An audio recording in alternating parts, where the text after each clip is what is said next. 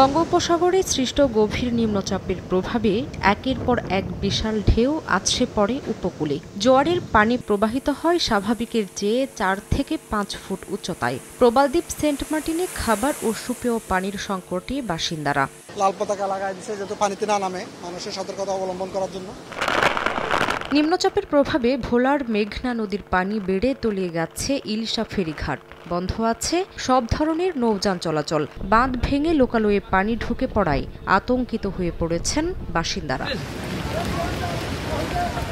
জোয়ারের পানিতে প্লাবিত পটুয়াখালীর রাঙ্গাবালির চর মন্তাজ এলাকা। বাড়িঘরে পানি ঢুকে পড়ায় গবাদি পশু নিয়ে নিরাপদ আশ্রয়ে ছুটছেন মানুষ।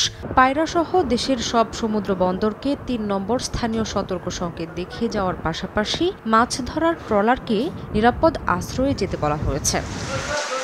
বৈরী আবহাওয়ায় বরিশাল নদী বন্দর থেকে অভ্যন্তরীণ নৌপথে লঞ্চ চলাচল বন্ধ রেখেছে বিআইডব্লিউটিএ। পরবর্তী নির্দেশ না দেওয়া পর্যন্ত বন্ধ থাকবে ছোট লঞ্চ চলাচল। টানা বৃষ্টিতে ঝালকাঠি ও বরগুনায় বেড়েছে নদ নদীর পানি। তলিয়ে গেছে বরগুনার বড়ইতলা ফেরিঘাটের সড়ক। ফেনীতে মুহুরী নদীর পানি বিপদসীমার ওপর দিয়ে প্রবাহিত হওয়ার শঙ্কার কথা জানিয়েছে জেলা প্রশাসন। নোয়াখালীর হাতিয়ার সঙ্গে সারা দেশের নৌ চলাচল বন্ধ রয়েছে।